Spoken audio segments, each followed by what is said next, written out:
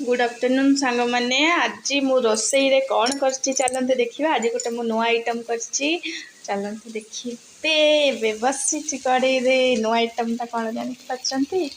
एटा होछि पियाज संढा आलूर भजा। पियाज संढा आलू भजा हो गलानी। Gas off करदेली।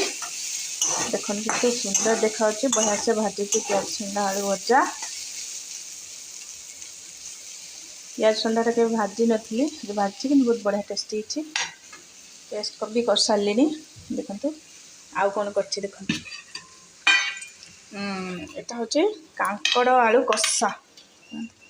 कांकड़ आलू कषा आउ ता संग को गरमा गरम डाली। देखो आज मु कर मसूर डाली। मसूर डाली कांकड़ आलू कषा आउ भजा।